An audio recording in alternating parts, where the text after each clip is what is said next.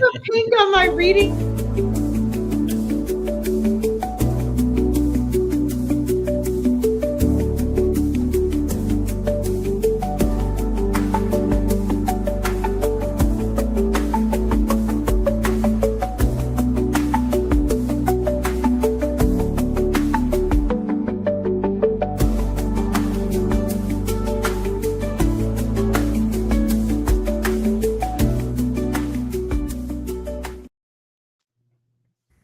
Hey, welcome to the Enhancing Your World show. We are back. Barbara Larkin, welcome. Welcome.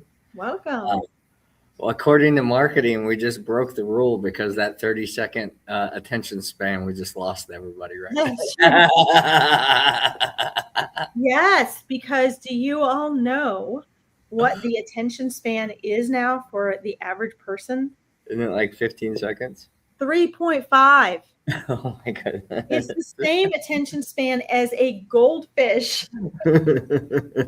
So, thank you, Internet, for assisting with that progress. What can you do? Gratification. It is. And I think that's why a lot of I was complaining because my 12 years of videos was all completely erased. So whichever little ones I hadn't salvaged to YouTube and downloaded, which they were gonna be books and courses and everything, gone. But if you notice, they want you to do shorts now. Meta wants you to do shorts. And that's probably why, the attention span thing. And also it's less bandwidth, right? As far as data storage and all that, if everybody's doing. I don't think that should really matter though. It doesn't really matter for Facebook, but I think as far as getting people to watch, like upping the way their followers are, and making things better for Facebook, if they make it shorter, then. But some of these things, like the discussions we have here, Chris, where, all of you that are watching it live or on the rebroadcast, if you watch, we tend to go full circle in our discussions. Right. And that's hard to do in a short, that's more of a marketing type thing. Yeah. It seems it's like taking a sip out of a water fountain, right? Right. Taste. And today's show, we titled it, what is the opposite of lack? And this is based off a conversation that I had with a dear friend and the translator at the Sentata that I was at last week. And it was funny when he asked me, because, I had to sit and think about it for a minute, right? Because the instant answer is, well, abundance, because that's like the key word now. Like, oh yeah, it's abundance. And I sat and pondered on it, and I was like, I want to say abundance, but I know that's not it. And he said, yeah, interesting enough, the opposite of lack is excess. And so then we got into this whole discussion about, the flow of abundance and how it's being in the present moment and using what you have, because we're always going to need more. Like we might have ate this morning, but later on today, we're going to have to eat again. And so many people get trapped in this mastery, like trying to master certainty and master like some kind of sense of control. So we tend to focus on creating that container rather than mastering the present moment and really working on how do we respond in the moment. So we are taking the step forward instead of just standing there unsure of what to do next. And as we've said on the show a lot of times, when there's problems or things like that, these are opportunities to really, then challenging things. These are opportunities for us to take those steps to overcome those things. It doesn't mean we're not going to have more challenges in our future, but we're going to be more adaptable. We're going to be able to respond with more clarity and more presence and more intention. And I was with somebody the other day, and her kid was going, they've had a lot going on in their life over the last few years, and her emotions are coming out. And so they're like button heads, and I'm giggling the whole time, like, like, and the mother was like, "Well, I'm an empath, so I feel all her pain, I feel all this stuff, and I don't mean to mirror her angst back at her." But that's what you're doing, Right. And as the parent, as the adult, it's not to absorb her pain or to deny that pain exists, but to help her transmute it. And I was there to give a session to the mother and things like that. So as I'm doing energy work and massage, the child comes in because we were set up in the living room, and she's 11, and she was asking, "Well, can I get a massage?" And I was like, "Yeah, no problem, Larkin." And I said, "No, I'm sorry, I don't work with children um, with massage, but I would happily do energy work for you." And she said, "Well, what is that?" And I said, "Well, it's like a massage for your emotions." And immediately she got super hopeful and excited, and she's like, "Oh my God, it would be so nice to be able to process some of this stuff." I mean, this is an 11-year-old girl. She's already aware that she's having challenges with her energy and with her emotions. She just hasn't been properly shown ways to process it in a healthy way. Um, and that is, to me, an example of abundance. When we have a choice, there is an opportunity to grow from that.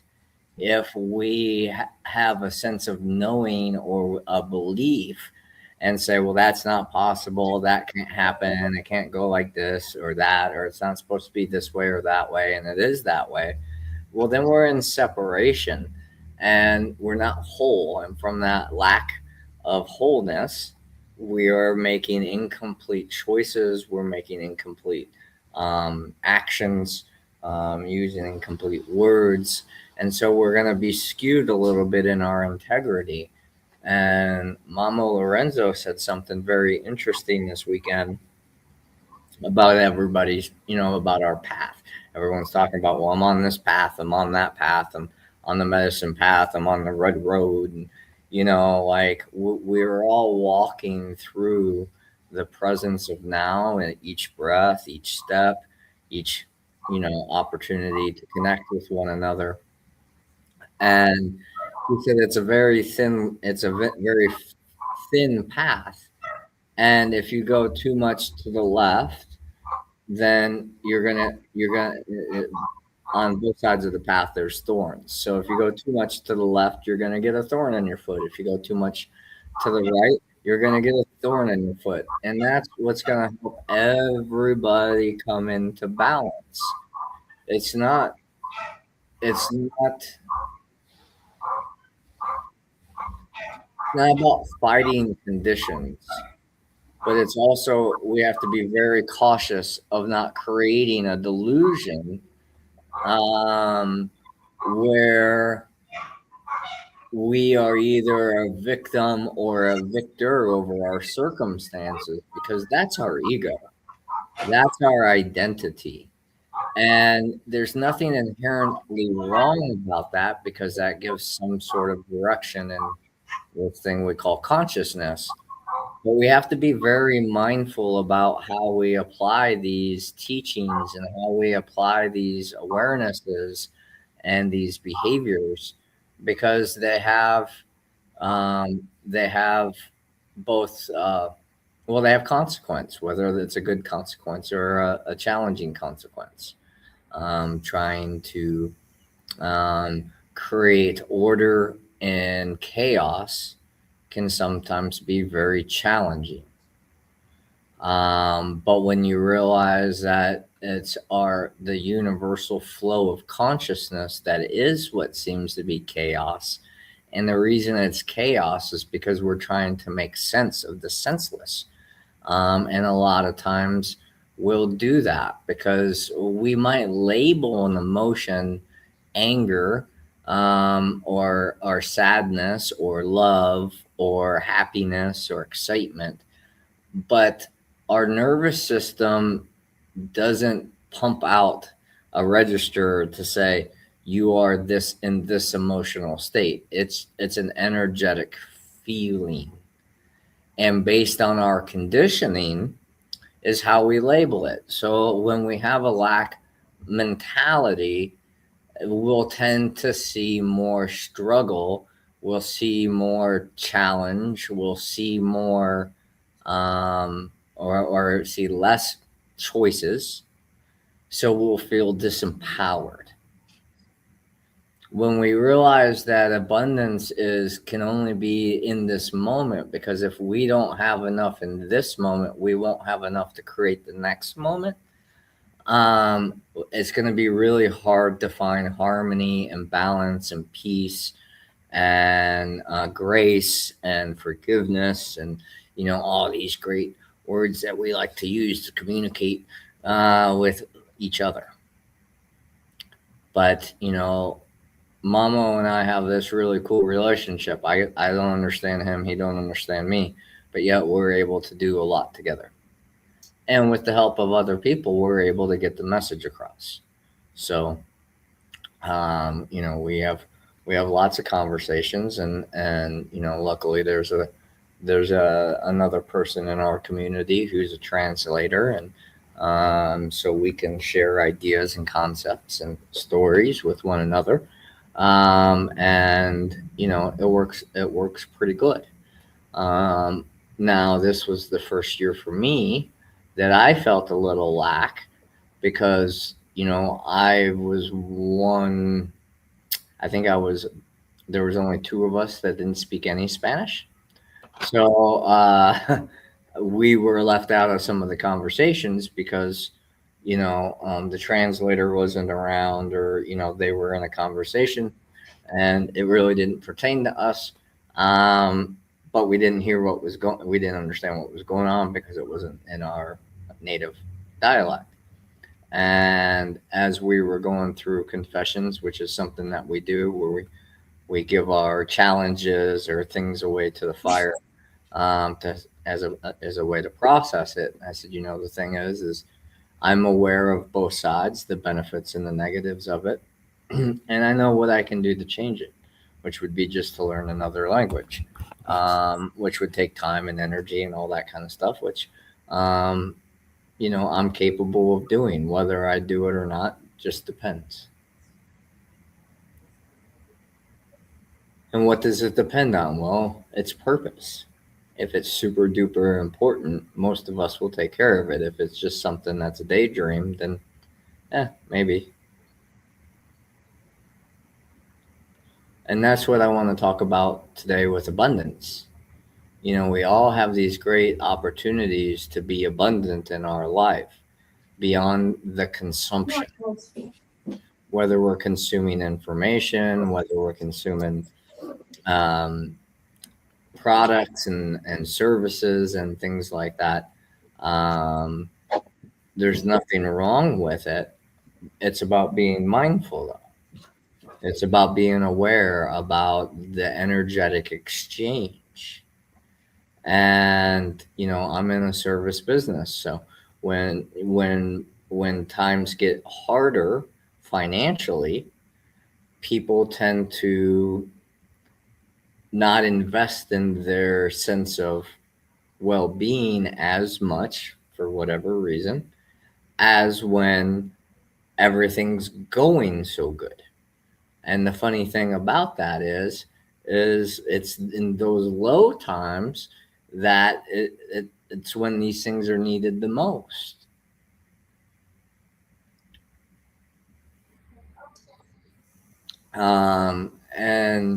And so that's where the rituals come in, and that's where our routines come in, the self-care and, you know, all that kind of stuff. Some people say it's really easy to do the self-care stuff when they don't have a lot going on, and then when they have a lot going on, they tend to forget about themselves, or, you know, vice versa. And again, everybody's walk is unique, and it's going to change from time to time and all that kind of stuff. But when we're taking advantage of other people's attention, their time, their resources, their money, their whatever it is, for our own need to fill our own cup, then, you know, there are things in nature that tend to mimic that, and we might call those parasites. They siphon life force energy. They siphon blood. They siphon, you know, those types of things, and, you know, they leave us itching and they leave us uncomfortable. And, you know, if you watch the news and give your attention to the news, afterwards you're gonna be itching. You know what I mean? Like, you're gonna be challenged by some of the stories that they've told or they share, because that's the purpose of it.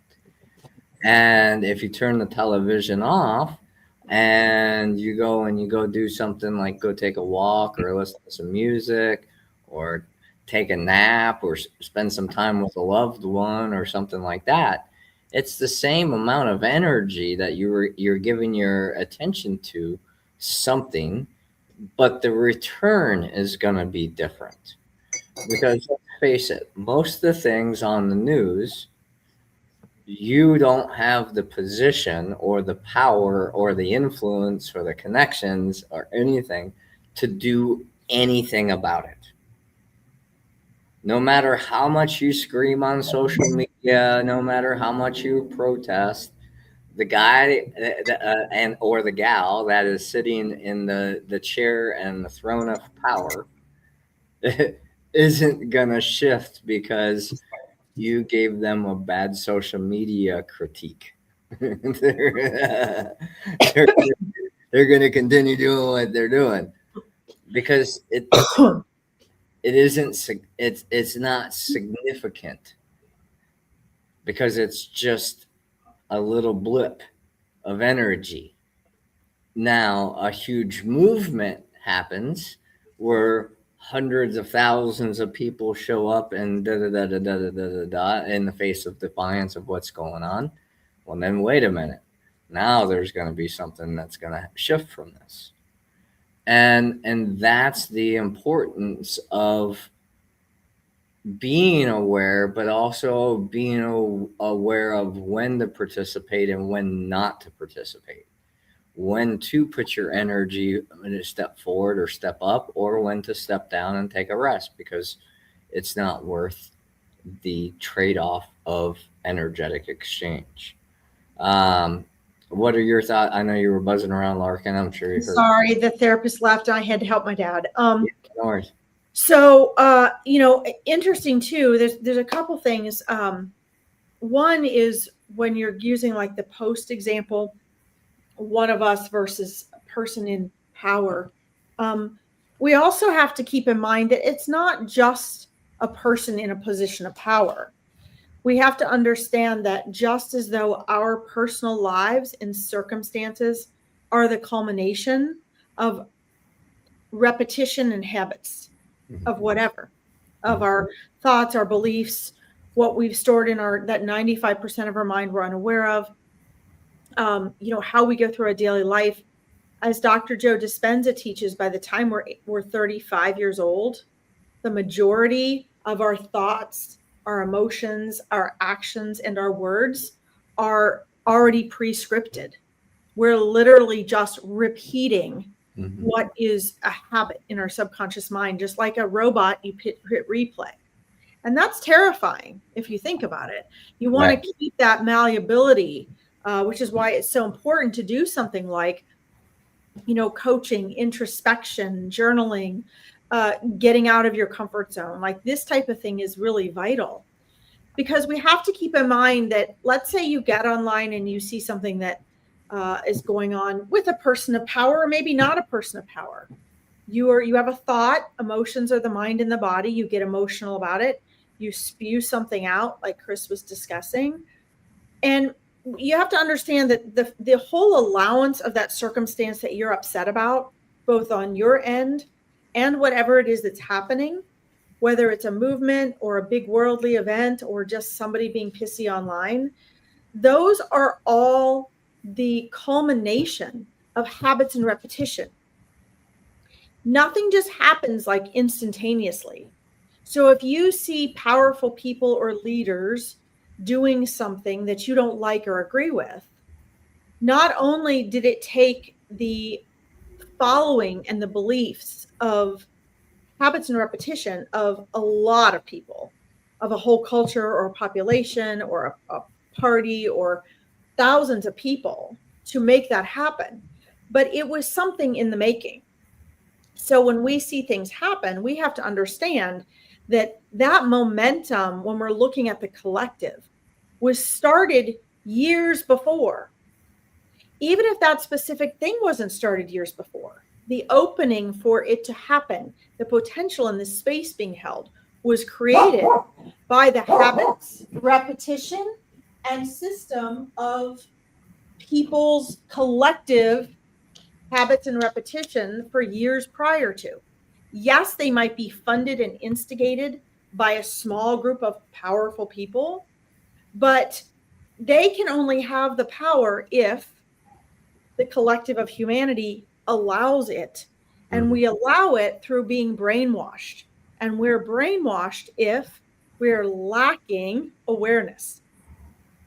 And I think, I mean, it's kind of cool, but I wanted to share this full circle here because when you as an individual, if you really want to make a difference, when you as an individual become very aware of your own thoughts and feelings and your habits and your choices and your words, and you're particular about finding a like-minded community that nourishes the vision you want to be, the best version of you, and you can collectively build that, that's where you start to have power, per se, if that's the word we want to use, to really create change, you know. Sure. But it does start with this self-awareness.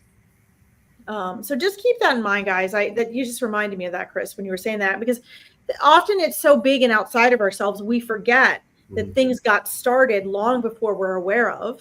Sure. And that as a collective, we were a part of letting that happen. Well, like everything that's ever been invented, right, was once a thought, you know, so, you know, to put that into, yeah, like all these cool things behind me at one time, someone thought about it, and it came, you know, came from that. And that's the beautiful thing about, you know, awareness and presence and, you know, all these various different things, because it's skewed. You know, it can be skewed. You know, one of the conversations we were talking about, you know, because a lot of what we do in our retreats, you know, is for the healing of the planet and for humanity, right? Because the planet's going to take care of itself, but we have to teach people how to steward the land versus try to control the land. And so we were talking about, you know, choice and consumption and waste and recycling and, you know, how to be eco-friendly. And Mama was getting ready to open up a bunch of eco villages in Colombia. And, you know, he had two simple rules: no alcohol and no junk. I love it. That's great. And you know, so we were discussing that, and, you know, and one of the leaders of that, you know, one of the elders, I should say, said, you know, a lot of people would look at me and say that I don't care about the environment because I live very comfortable and very lavish. You know, I have a lot of things, and I said, you know, it's easy to judge people who have choice. And, you know, a lot of times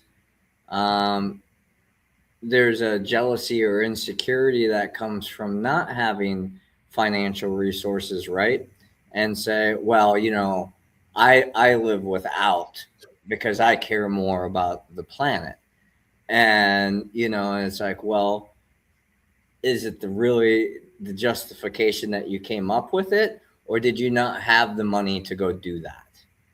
Or to go buy that thing or to have that thing? Or, like we're always looking for an excuse to limit our own accountability to why, you know, we're this Absolutely. way or that way, or and that really comes back to the title of the show about lack, Mhm. because the only thing that most people, including myself, are lacking is accountability.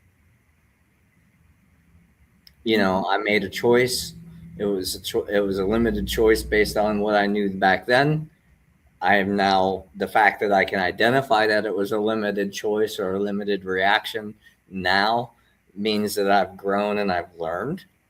And so if I'm given a similar circumstance or situation, I can choose a little bit differently because now I have the discernment and the wisdom of the limited consequences from my behavior, from not having those those things. Same thing with our parents, right? Like everybody, especially right now, it's really popular to hate on the family, right? And yeah, adults are standing up to their parents, and I'm cutting you out of my life and creating distance because you didn't treat me the way that I wanted to be treated as a kid. Okay, great acknowledgement, but if you just leave it there, how do you repair it? Like, how do you understand? And I think those of us that are parents kind of can get a little bit more, have a little more empathy than those that haven't had kids, because you realize how powerless it feels to be a parent.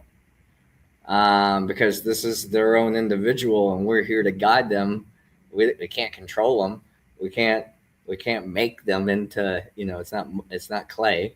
We can't shape them into exactly what we want, but we can guide them in the best ways that we can. And sometimes it does get challenging, and sometimes we do get overwhelmed, and sometimes we do lose our temperature, and like, and if we've had that in our past, it's easy to shame and guilt. And I've had many conversations with my son about that. Like, I am so sorry when I if I do things. I've done things in my past that I hope that I would have never done, like raise my voice to my son. Done that, but I've also done the opposite and not been not been ch- pushing him to a higher standard, because that was like I was constantly being pushed to be, the cream of the crop, which allowed me to achieve things, but at the same time really emptied my emotional cup growing up. And so, like riding a bike, I didn't push him hard to learn to ride a bike because he fell down, got hurt, didn't want to do it anymore. And I remember when that happened to me, and my dad pushed me through it. And so I backed off. And now he's 15, doesn't know how to ride a bike. We were invited to go ride some dirt bikes with some friends. And of course, he doesn't even, no way. He doesn't even know how to ride a regular bicycle. Why would he feel comfortable on a dirt bike? And so, like, I got to see those things for myself and the consequences of my own choices to be a different dad than what I had. But at the same time, there's consequences or trade-offs, however you want to label them.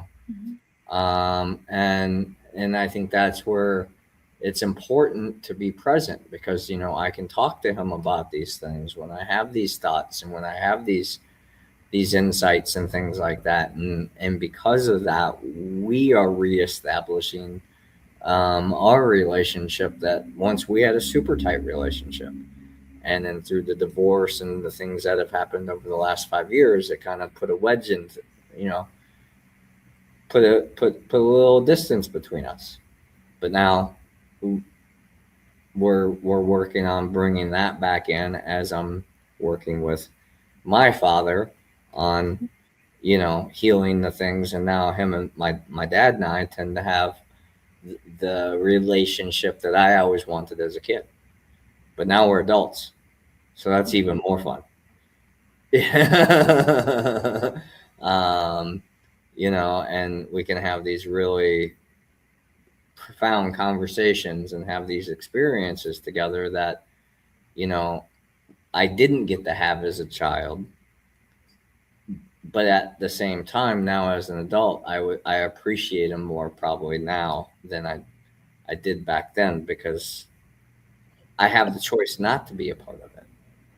So the fact that I'm choosing to be a part of it makes it even more meaningful. And he's choosing to be a part of it, and it's two people trying to come together versus try to prove each other who's right and who's wrong. I think I guess it's really that simple. But yeah, there's some really crazy things. I mean, I'm still trying to process the Sintata, so it's going to be hard for me to talk about that today, other than like, oh yeah, we had this experience, or we had, there's so many things are still unfolding. It's hard to talk about, but highly recommend going to one. And we'll have our 4th year next year. And then I don't know what's going to happen after that. Well, just so people know, what is the point of the event? Like, if you were to summarize in a sentence, why would they want to come? What is it for? It's for personal purification and cleansing of the subconscious stuff, the unconscious stuff. As well as having a supportive community, getting back in touch with nature. There's a lot of different, there's so many different things that go into it. It seems very simple, but like I said, every year it just deepens and deepens and deepens. So it's like, So people are bringing things up, like they're bringing up things from their subconscious. Yeah. So like in the halfway point, we do a ceremony to release anger, for example. And so there's a ceremony for that. And it's funny as we're going through the process, right? Like many of us will get done at the end and we're like, I feel so much lighter, but I feel like there's so much more left that I need to work. And you're just like, I wish I was hoping, like I was going to be able to get it all up, because it's like, I don't think it's meant to be all done in one moment, because then what are you going to do? Well, there'll always be something. So right. You'll never reach that point. And it's a lifelong process. Right. And that's, like we were at the river doing ceremony and collecting stones, because we collect stones to create portals and ley lines. We're laying ley lines from the Sierra Nevadas to my property. And we were down there doing ceremony. And now Mama was not from around here. He can read, but most of their tribe cannot. But it's an amazing experience to be around these non-conditioned humans, is the best way, like they're conditioned in their own, own way or whatever. But like we were walking up the riverbank and there was some elderflower and elderberry plant there, and he looks at it, and he kind of looks at it, and he goes over and grabs the leaf, and then he kind of consults with the leaf and kind of, talks to whatever he connects to, and he was like, huh, he's like, you know what this plant's good for? And I said, what's that? And he's like, eliminating jealousy. And I was like, huh, I'd never heard that before. He said, yeah. And then he said, okay, this is how you make it. You 5 liters of water, and get this plant, the flowers and the plants, and of course it's toxic, right? And he's like, you make a tea, and you make a tea and you drink it till you purge, and that will help get your jealousy out. And I started laughing. I said, isn't it funny? How in our younger years, we did everything we could not to purge. And now in so many rituals and ceremonies and plants we use, everything, it brings the purge on, and we're like, yeah, we're going to clear some stuff. That's funny. Yeah. It's funny how perception changes things. It is. Absolutely. Like, my dad be like, I don't understand you guys. Why you like puking so much? And like, well, we don't like the puke, but when you get done, you feel better. And I don't know. It just feels good. Like, there's a psychologist there and at this weekend, and we were talking science and all that stuff too, and that was a lot of fun. And at the end of the retreat, he's like, I want to send all my people to you, and they should all sit with you at least for a session. And I was like, that's very common. Why do you say that? And he was like, because you can relate in ways that I can't, based on your experience and your walk, and another big reason is you don't hold a license. He said, some of the, like, doing these types of things, I could get in trouble with my license. So, the fact that you don't have that,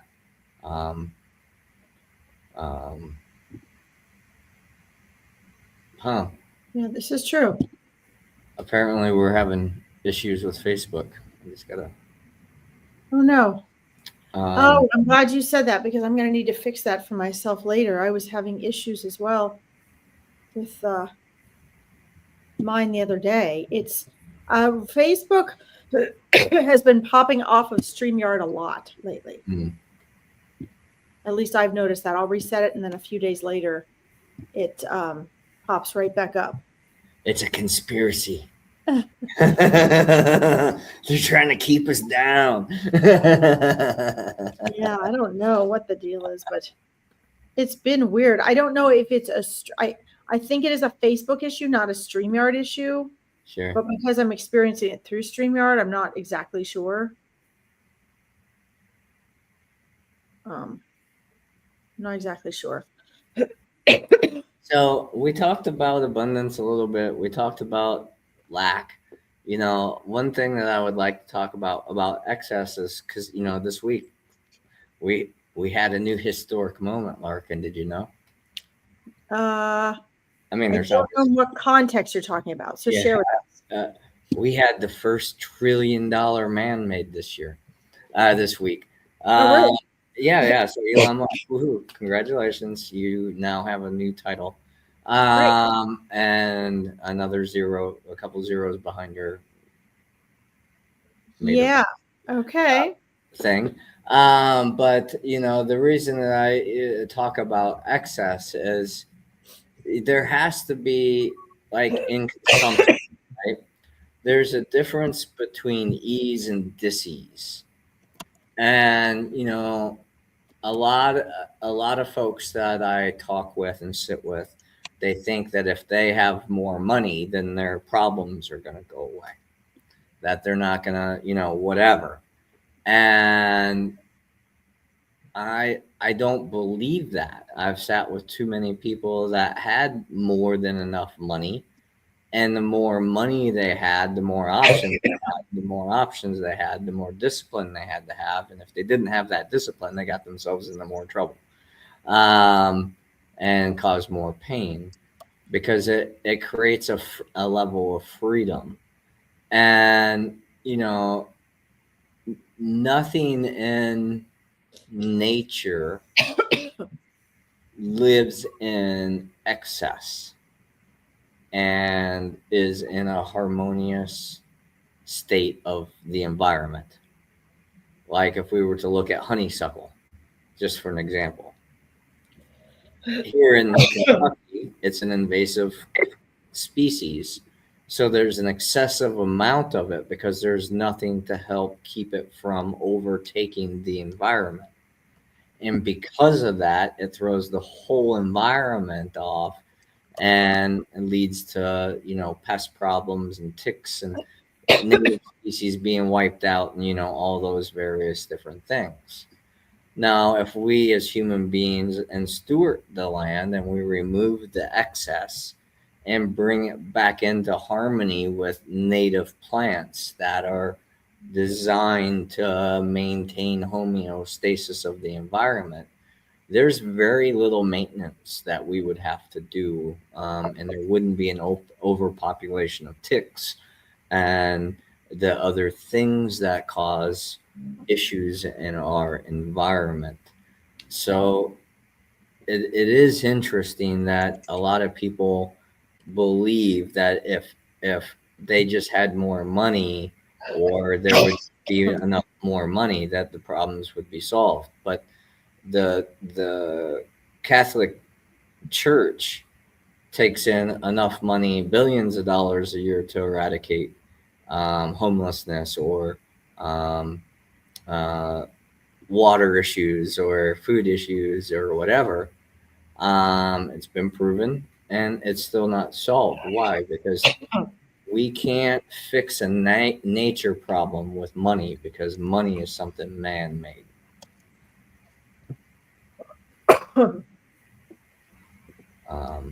But that's just my opinion. So it does help. There's no way we could have this Sentata. There's no way we could have had Mamo come up here from the Sierra Nevadas without being able to pay for the food, the feed everybody, the plane ticket, and everybody get to where we get to. So there is a purpose, but then at the same time we have to be mindful that how we're stewarding the energy and the responsibility and the resources that we have. Absolutely. Sorry, I had to blow my nose. That's okay. So I think it's interesting, Chris, because you and I always sort of have debates about this.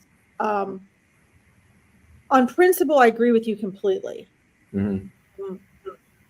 I think that this is a difficult topic to discuss because I spent a long time working on my money mindset and coaching people on that in hopes of not like most money and manifesting coaches to try to sell people into something that they were going to pay me a lot so they could learn to make money. Not for that reason at all. Because my goal and priority always has been to save the earth. Now, mind you, we don't really have to save the earth, but we can save the earth a lot of pain and trauma in the process of saving ourselves. But from the time I was about 2.5, 3 years old, I would write all over the house on my parents' refrigerator, not on the fridge. I was the oldest child. I wouldn't have done that. I never wrote on anything. But I would have my little pad. My mom would put, stick on the fridge. And I'd make little flyers and pass it out around the neighborhood. My goal was always, I was like, I am here in this world to help work with the earth, to educate people on working with the earth. Mm-hmm. So first and foremost, to let that be said, because I think when I start sharing on this topic, to a lot of people, it can sound like I'm just another money hungry. I care about the money, not the earth. And that's not true. But I also think that I look at money as something very, very, very different now. I don't see a lot of those contradictions. I don't see, people, money, as you know, but just a reminder for whoever's going to be listening to this, money is neutral. Mm-hmm. It is a symbolic energy, and that's all it is. And so I think when we get into conversations or classes or workshops or debates or anything about money, people tend to get riled up. They have very strong opinions.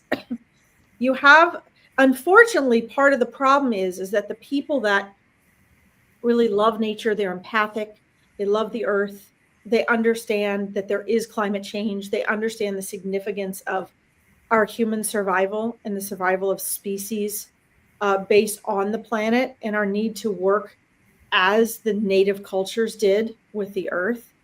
A lot of those people, unfortunately, have a negative view of money. And so a lot of them, whether conscious or subconscious, not only do they have trouble making money and earning money, most of them, there's two issues here. Number one, most of them are so caught up because they do have money issues. They are struggling to pay bills, to pay for their kids.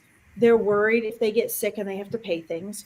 All of these normal stresses that the majority of us see as normal when it doesn't have to be. But because they see money, I'm not saying you do, but I'm just saying in general, this is what I find. Because they see money as negative, because they believe the literal teachings that a lot of Christianity is teaching, money is the root of all evil. Money is absolutely not the root of all evil. It's the pursuit of. Yeah. It is the greediness that comes from excess of anything. Right. It can happen with sex, with food, with drugs, with coffee. I mean, if you guys knew how many times a day I go to Starbucks, I mean, it's just dumb, right? It's my habit. It's not necessary. I can have one of these cups of coffee. And to be quite honest, most wealthy people, most of the time, make their coffee at home because it's $1 something a cup instead of $8 a cup. Yep. Okay, so the irony most people don't realize is the people with less money, people struggling, are usually the ones getting Starbucks every day. Okay, not because they're money conscious. So right.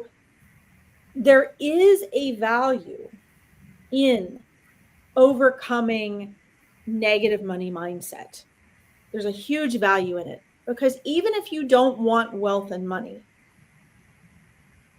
money not only gets you freedom, it gets you resources. You can do, and this is what sold me on all this, you can do more faster and have a bigger impact if you know how to use money as a tool. Yep. And I like to share this because when people are obsessing over money and they just want money, I contradict that argument. But when I hear, and I'm not saying this is you, Chris, I'm just speaking this generally. When I hear people speaking negatively about money or saying why you don't need money or this and that, I jump up and defend that as well. Right. Because the whole problem, in my view, which is why I started coaching money and women in business, the whole problem is the people that should have money are the very ones that have a negative idea about it for good reason. But when we see another group and we say, well, they're, yes, it's easy to look and say, look, these guys are just hungry for oil. They're going to keep fracking. These are the money guys. They don't care about anything but money. That is not wrong. That's true. But you have people doing that. And then what happens is, hi, Mark. What happens is those very people, instead of getting on the other side of the energy of money, the other side of the money mindset, they disempower themselves from having access to money as a tool.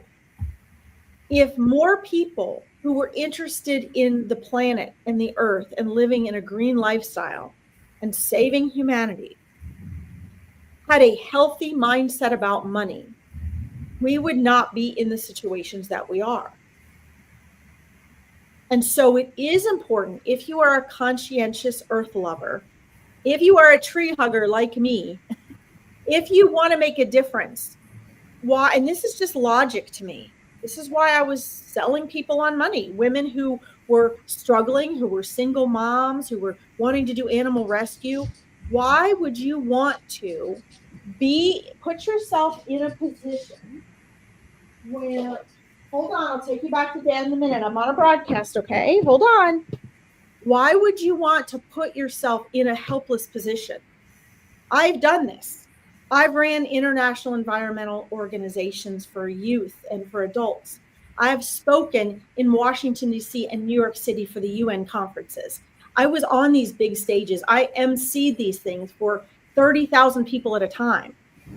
So I've been in the middle of it. I was friends with the founder of Earth Day. Like, this was a big thing. And this is one of the places where I learned, put myself in a position.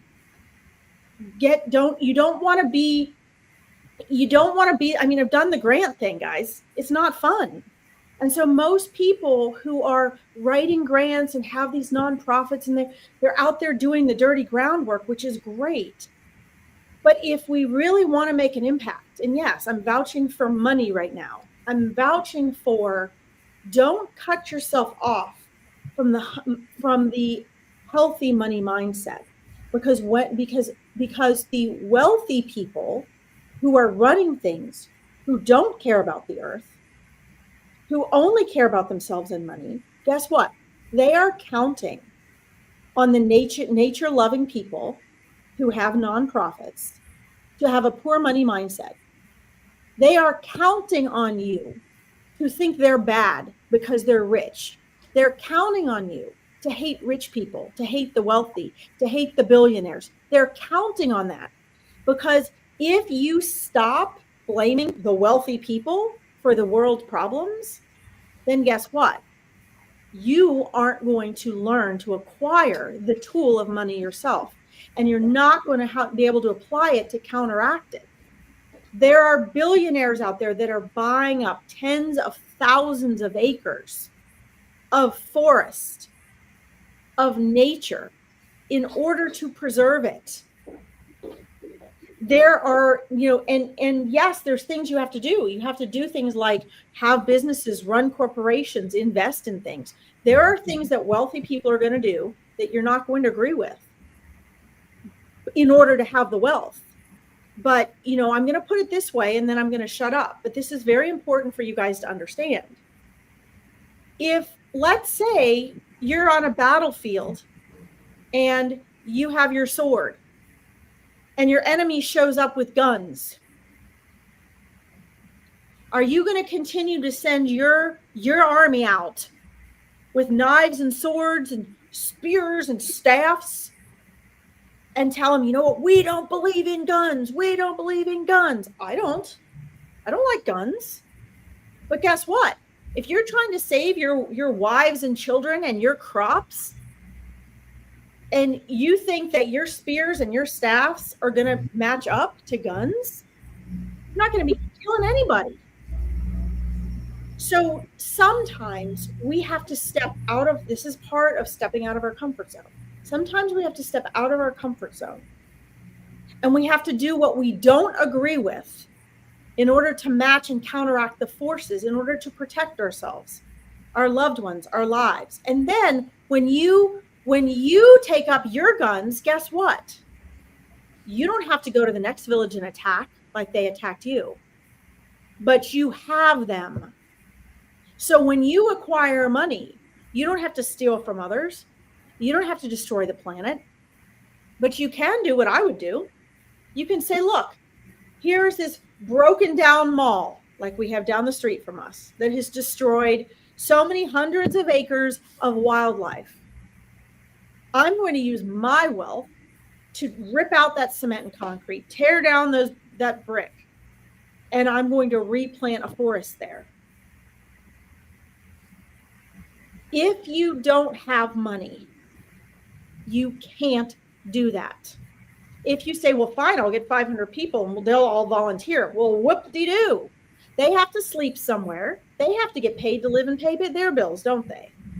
They have to eat. You need the equipment. One way or another, guys, if you don't have money, you are at the mercy of people who do. And the majority of people who do don't give a shit about the planet, and they don't give a shit about you.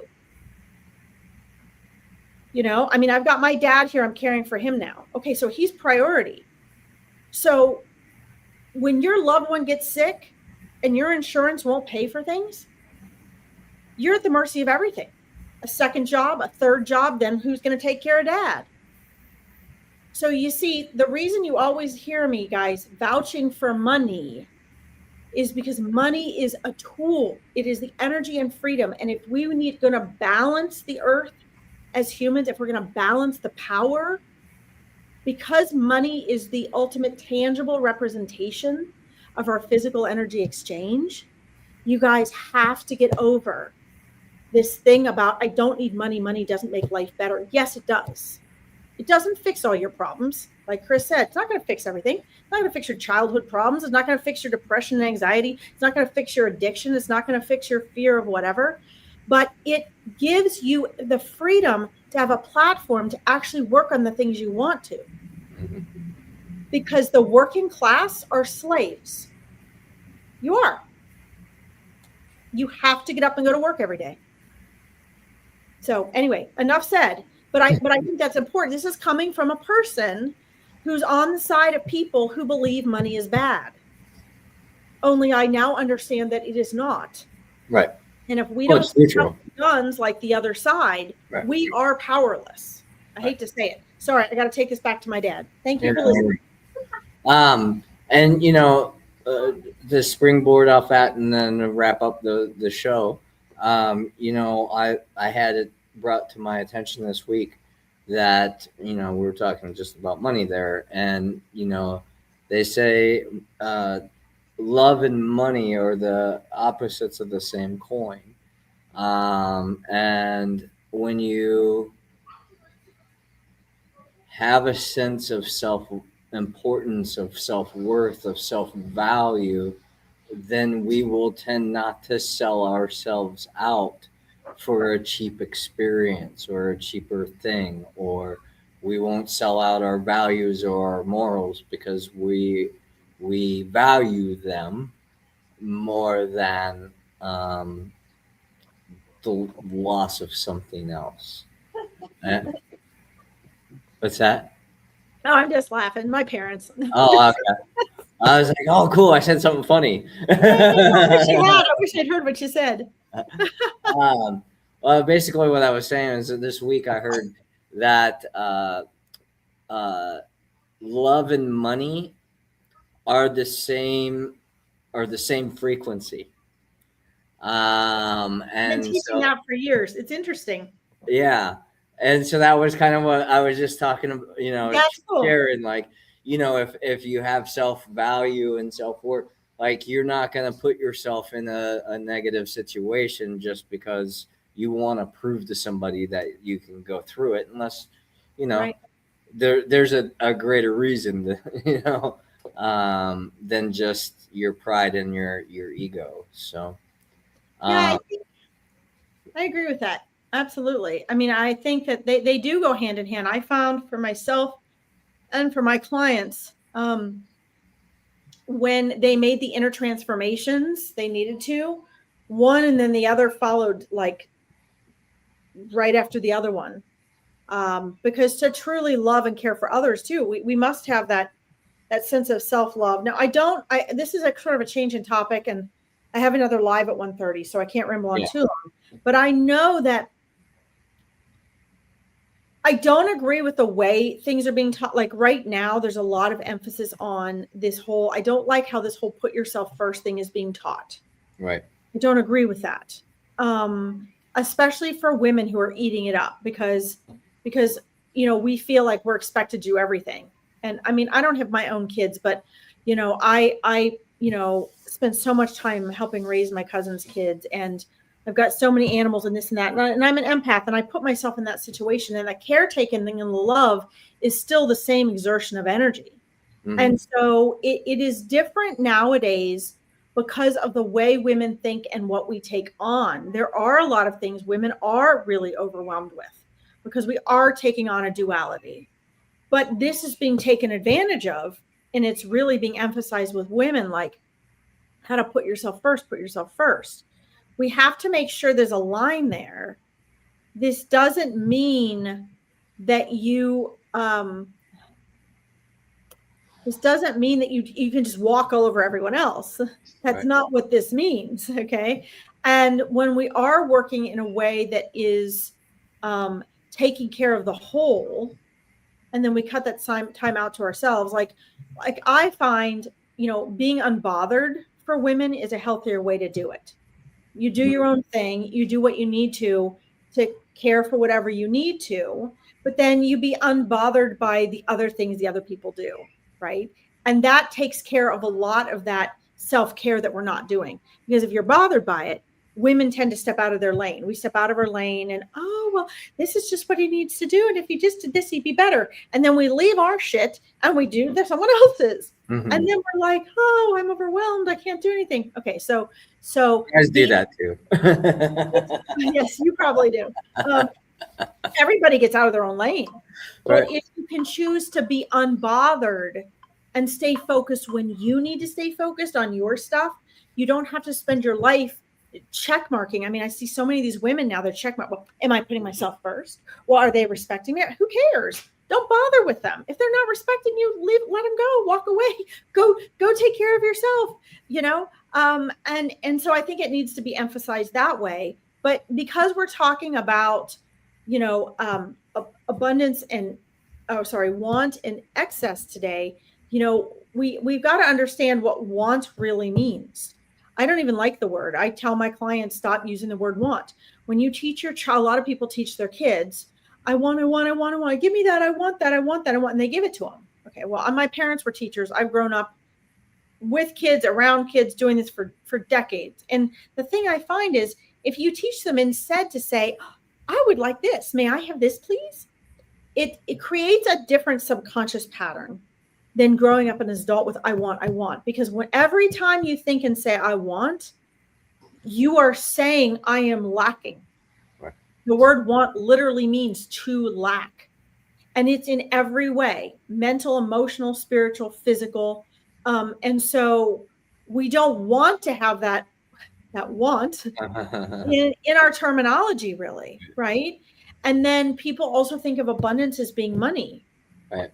It's not. You have to be inwardly abundant first. And I don't even see, I think it's very true what your teacher was telling you. Excess and want are really the opposites, because abundance is something else entirely. Mm-hmm. You become and you create abundance. And that doesn't mean you have to have excess of anything. It just means life is abundant. And we need to be able to look around and see it is, and we need to experience we are abundant. If we want to, for some people, this just means to not have the amount of stress that they have. Right. Because guys, stress is not something that is set in stone. Stress is not the situation happening. Stress is your autonomic nervous system and your neurology reacting to what you think you don't have, that you don't want, or you don't know how to get. To the circumstances not being what you think they should be. Right. So you can actually control your stress. But I think that's a huge part of, if you're always in stress mode, things aren't going your way, you're always complaining, even if you have billions of dollars, then you're in a place of wanting. Right. Wanting peace, wanting security. So I think this is such a powerful topic, Chris, because I don't know anyone else that's talking about this. I think it's wonderful that you're bringing it to the internet here, where more people have access to it, really. Yeah. I mean, I'm going to start changing the way I share this with my clients, because I think it's really powerful. Yeah.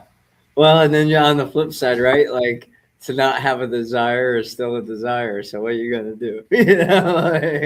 It's the cosmic paradox. I think that the desires, the vision is important. We have to have that, because it's there to get motivated. Absolutely. I think the word desire is sort of a negative connotation, but I use it too with my clients. Like, it's hard to find a word, if you're not saying want or desire. But if you just leave it there, guys, if you just use the word to describe and then you leave it and you don't live in a place of want or longing, you shift immediately to abundance. Or you do what Dr. Joe Dispenza says. You say, what if? Right. Because when you say what if, you're accessing the quantum world. Yeah, and we're getting ready to go into the quantum dollar. That's going to be a whole nother fascinating thing that's going to happen over the next year. Yeah, Uh, dissing a penny and yeah. Oh, we're buckle up, Buttercup. We're gonna go for a ride. well.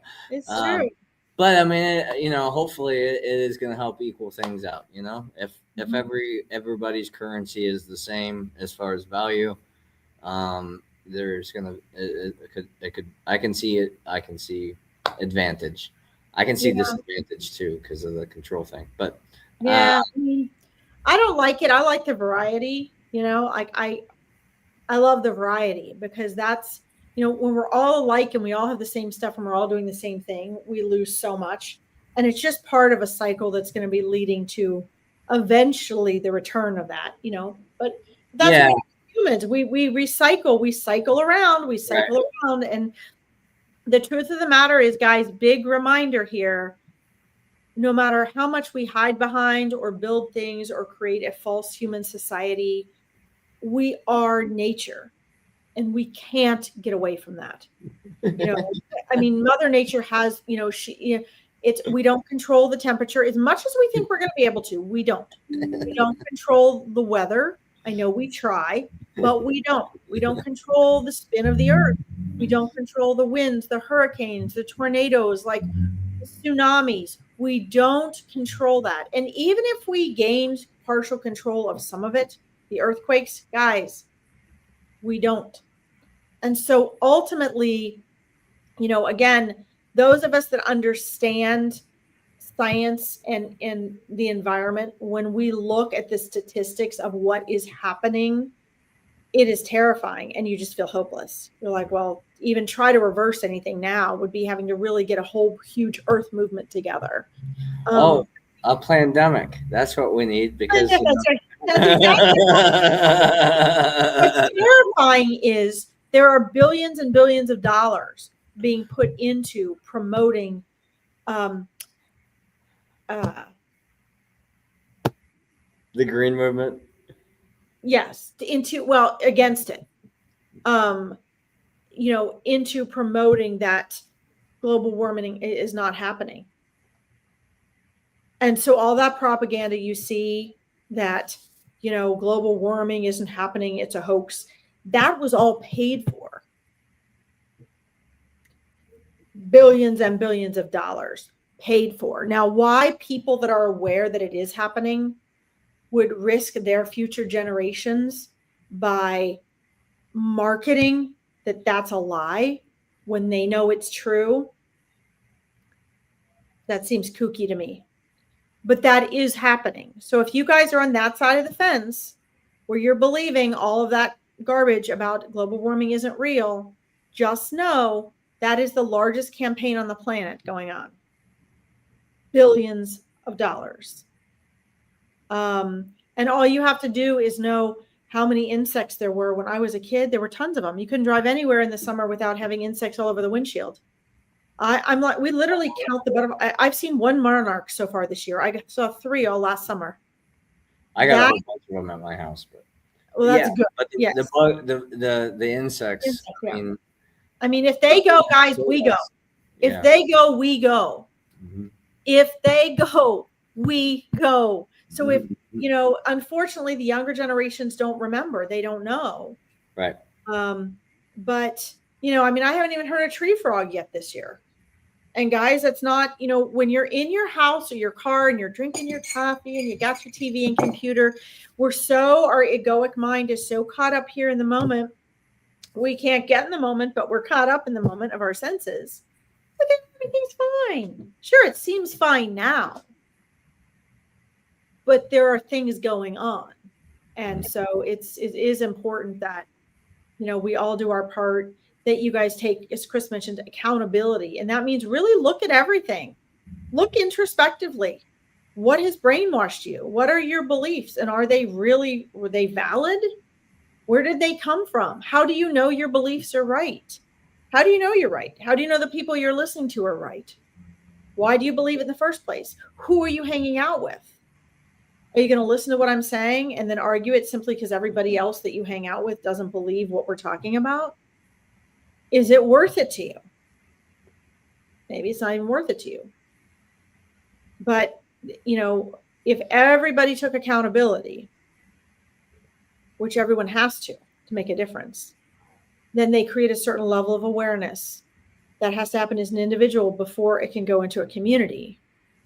And Chris is trying to create it at a community level, but it only works if you guys are doing it individually. And that means start looking your life for what is abundance, for what is access, not access, but excess, and what is it, where are you wanting, and how much time are you spending in each? And is what you're wanting, I think it's important to remember we have to make choices based on how we want our future to be, not how we feel right now. So you might be like, I do not want to get up and bring the trash in right now. But if it's going to thunderstorm and pour on you lately, guess what? You're not going to want to go out and get the trash cans while it's pouring down rain. So make the choice in the now that leads to what you want the future to be. And remember my little garbage can example. Anyway. You got everything set up to do your discovery calls and all that through school now? Do you have the link to? Yeah. So, guys, I'll put the link for school in here. My link community, guys, is my school community. It's a free community. I believe that spirituality and science are not mutually exclusive. So it's a community that supports that. So we talk about the spiritual and the metaphysical, awakening your intuition to remembering who you are. And we discuss mindset and manifesting. We do both. So we have discussions on there. It's a brand new, guys. I only have like 25 people. Everything good? Yeah. Perfect. Yeah, absolutely. We just, I put announcements on there. So like you'll see Chris and my broadcast here will be on the calendar. And it's a place you can go and you can see different events and broadcasts and things going on and find out where to find them. Don't forget, guys, too, check out the Enhancing Your World YouTube page if you're not on there already. And make sure that you like and support us there so that Chris can grow that page. Yeah. Thank you. Hey, that's what we need to do. We just promote each other and then we're good because we have a hard time. There you go. We market each other. I'm now your new marketer, Chris. Beautiful. One of these days we'll get things promoted before 24 hours before we get online. Yeah, we're pretty humble about it. That's for sure. Yeah. But anyway, thank you again for tuning in. Thank you again, Larkin, for your time. And the opportunity to continue to do this with you. It's a lot of fun, and I love our conversations. So thank you for that opportunity, and we'll catch you next week. Continue on, my friends. Much love and gratitude for everything you are, do, and choose to be. We'll see you next Wednesday. Bye. Bye.